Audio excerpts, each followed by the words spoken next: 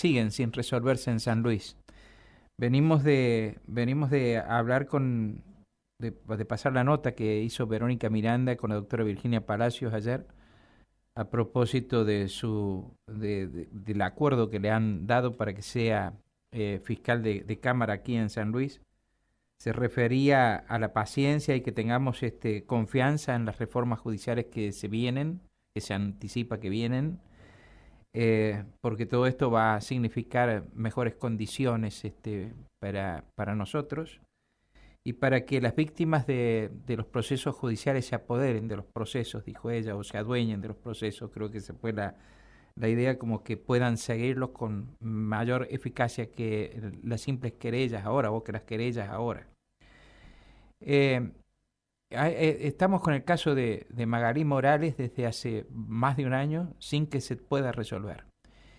Y cuando habían sido convocados los policías para ser indagados ahora, después de que intervino la Secretaría de Derechos Humanos de la Nación y toda la presión que ha habido, los policías se abstuvieron de declarar. Esto aconteció anteayer en Santa Rosa, en el juzgado de Santa Rosa. De manera tal que ahora hay que esperar que designen una nueva audiencia porque no declararon, se abstuvieron de declarar y pidieron sus abogados una prórroga para constituir prueba a favor de ellos. Tengo comunicación con el doctor Santiago Calderón Salomón. El doctor Santiago Calderón Salomón es abogado de la familia de Florencia Magalí Morales y venía insistiendo desde un comienzo en que los policías debían ser indagados. Doctor Santiago Calderón Salomón, buen día, mucho gusto, ¿cómo le va? Hola, buen día para vos, bueno, y Mario, para toda la audiencia también. ¿Qué concepto tiene de lo que ocurrió? Bueno, yo creo que es un primer paso muy importante, como bueno, te venía escuchando el esfuerzo, el trabajo que se ha hecho, porque esta causa eh, se había planteado, se había solicitado por parte del defensor, el archivo inclusive, lo que generaba una situación de impunidad terrible a toda la familia.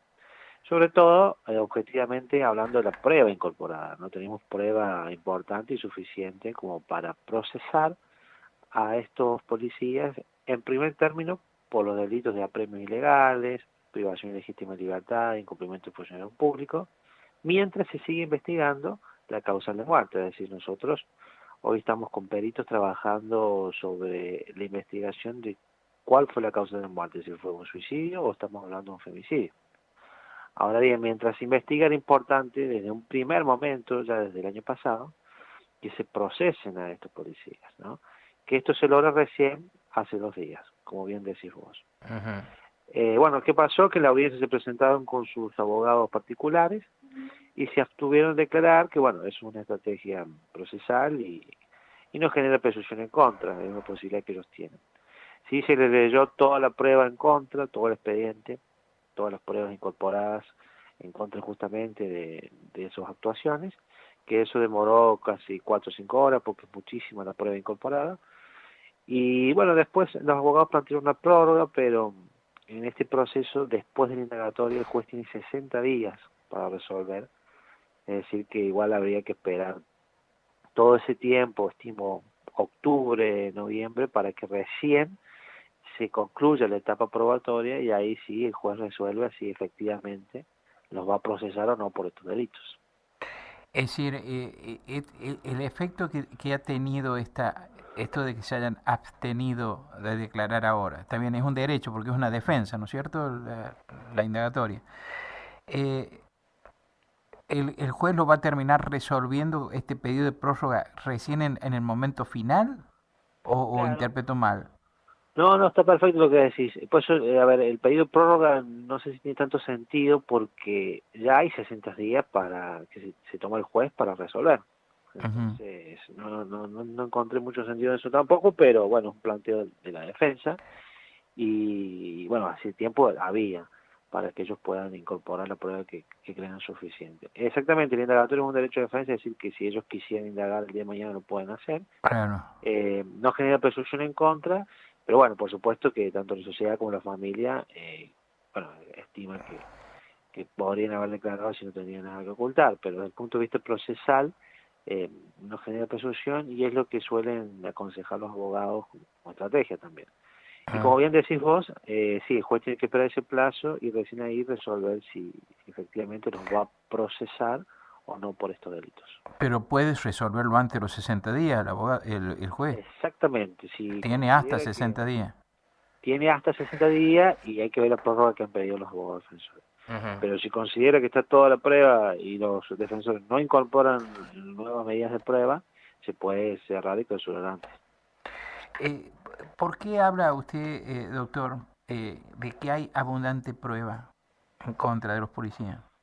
Porque en estas causas, yo lo he hablado con la familia, a ver, las estadísticas a nivel nacional son aterradoras en este tipo de causas, en comisaría, en penitenciaría, en este contexto, porque la mayoría lamentablemente concluyen en archivo, que es una preocupación que nosotros como defensores teníamos, como particular unificado de la familia. Fue una lucha, bueno, como vos sabés, bastante compleja, por eso yo siempre reconozco la tarea de los medios de comunicación, que siempre han tratado esta causa de manera objetiva, sin tintes políticos, y también el apoyo de la gente, de la sociedad, bueno, las chicas que se han pronunciado en las calles, porque es la única manera de equilibrar esa balanza y que hoy estemos en condiciones de indagarlo. Eso, por supuesto, llevó a que, como vos decís, participe Secretaría de Nación, que no es normal que ingrese un expediente, tiene que haber distintas anomalías que hagan que una institución nacional ingrese un expediente provincial. No es sencillo. Entonces, todo esto conlleva que podamos nosotros hoy lograr este primer paso, que es la indagatoria, evitar un archivo, es decir, que la causa continúe con vida.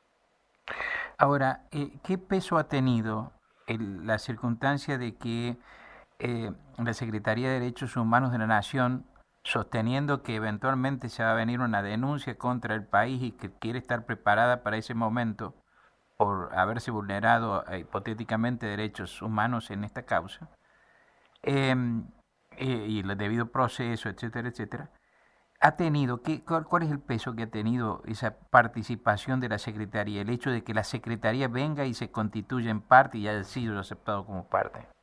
Y yo creo que es importante porque, a ver, como te decía, la prueba, estamos hablando de testimonios en donde se habla de gritos de auxilio de más de 6 horas de Magalí, testigos que dicen que lo obligaron a orinar la celda donde estaba Magalí, que eran otros detenidos, las lesiones que ya están más que comprobadas en el cuerpo de ella y que fueron posteriores a su detención.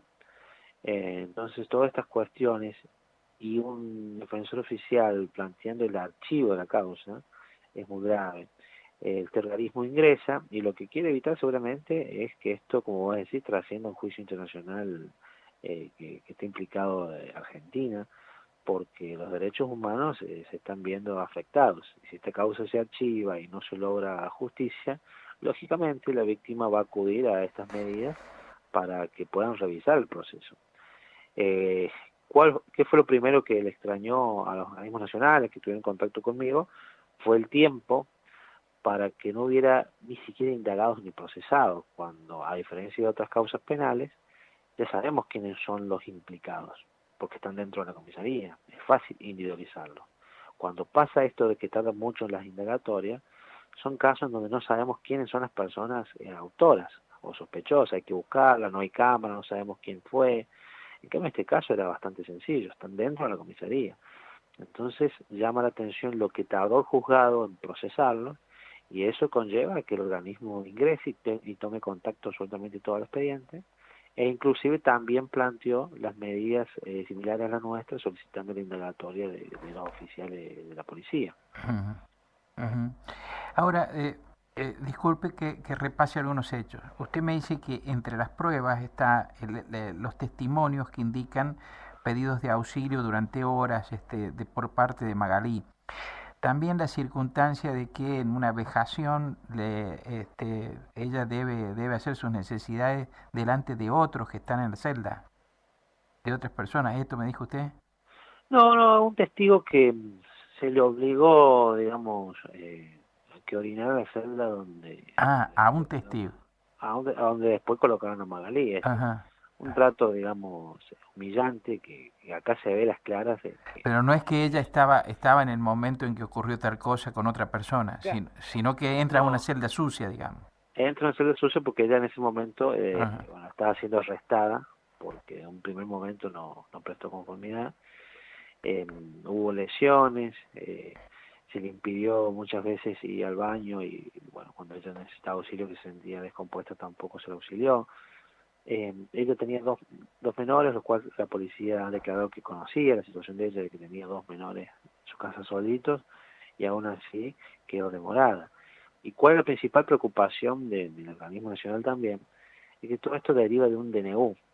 Y ese DNU, el protocolo que le ha pasado a todos los ciudadanos de San Luis de Argentina, por eso yo creo que a la sociedad le afecta tanto este caso, porque lo ven como que le podría haber pasado a cualquiera. Eh, el DNU lo que dice que en caso de incumplimiento, de no acatar, digamos, las disposiciones de aislamiento, es decir, los 105, lo que se hace es un acta, un expediente, una causa, se la revisa con el médico y rápidamente se lo pone en libertad porque el objetivo es que vuelva a la casa para evitar el contagio. Es así Ajá. de sencillo, no durará más de media hora.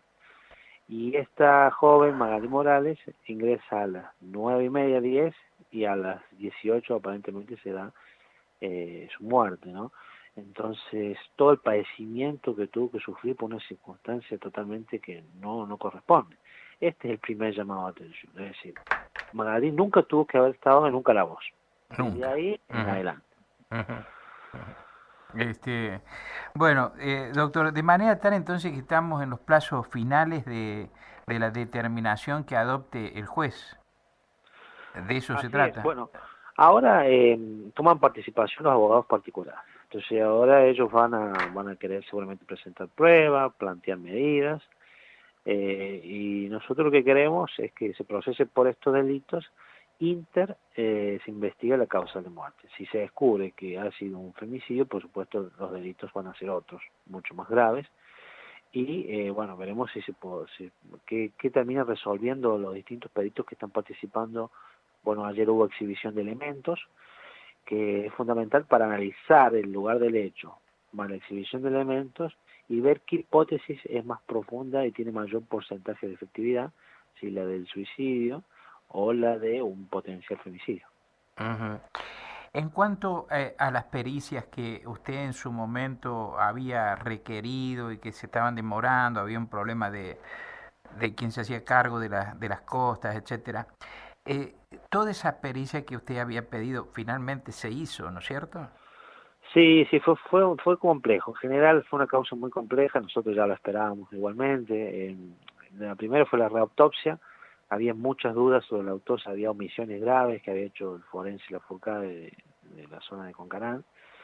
Nosotros pedimos reautopsia, se demoró muchísimo que nos autorizaran, eso perjudica por el estado de putrefacción del cuerpo. Después el juez había ordenado que se hiciera, pero a costo de la familia. Ahí tuvimos la colaboración de la Municipalidad de Santa Rosa, la colaboración de la Secretaría de la Mujer en algún aspecto también, que es la única forma de afrontar los gastos, pero obstáculos hubo siempre. En esa reautopsia, por estado de putrefacción, mucho no se pudo determinar, pero sí se vieron anomalías como que faltaban los músculos del cuello en el cuerpo de Magalí, lo cual es grave, sobre todo que se está investigando un ahorcamiento o un estrangulamiento. Después nosotros presentamos peritos de criminalística para que nos representen, que son los que ayer tuvieron la exhibición de los elementos, y en su momento el juzgado no nos dio lugar. Después insistimos por otros planteos y nos terminó dando lugar. Después solicitamos un perito que nos había otorgado Nación, un forense, para participar en la reautopsia, una eminencia de Córdoba, que ha participado en varios causas reconocidos. El juez en su momento dispuso que no, porque Córdoba era zona roja de infección y determinó que no podía ingresar. Es decir, tuvimos un montón de obstáculos.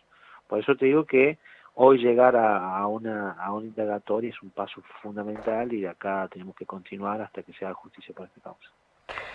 ¿Cree usted que hubo algún interés desde el ámbito judicial de entorpecer todo esto?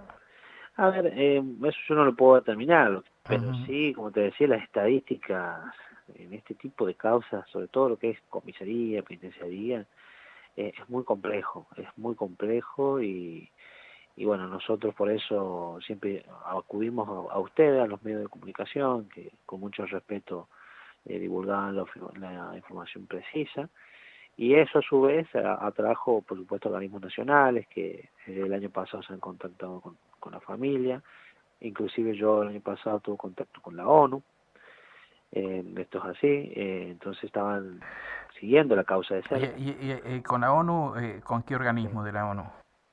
No, con la ONU, a ver, hay un organismo que es interamericano, Sí. su representante, no recuerdo el nombre, pero es chileno, que está a la presidencia actual. Me contactaron aquella vez por todas las Bachelet. causas.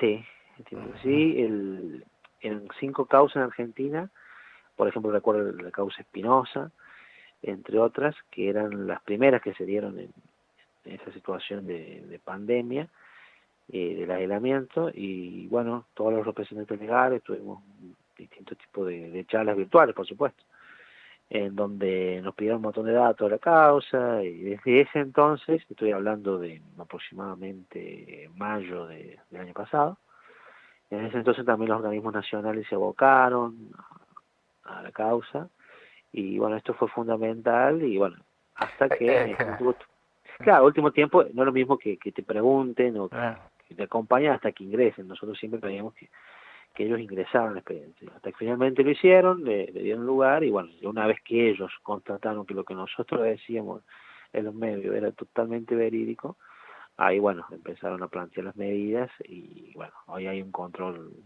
poquito más profundo. Siempre hubo sospecha, ¿no? Y esta sospecha, bueno, despierta este tipo de, por ejemplo, de requerimiento de los organismos internacionales, etcétera, o de los organismos nacionales. Bueno, doctor, muchas gracias por la información, ¿eh? Muchísimas gracias, que esté usted muy bien. No, por favor, a disposición, y como siempre agradecer a todos los medios de difusión por acompañar esta causa, porque entendemos que han sido una pata fundamental en este primer paso para lograr justicia por Magali Morales. Muchas gracias. El doctor Santiago Calderón Salomón, que es abogado de la familia de Florencia Magalí Morales, estuvo esta mañana aquí en Nada Secreto en Radio Universidad. A la pausa y retornamos.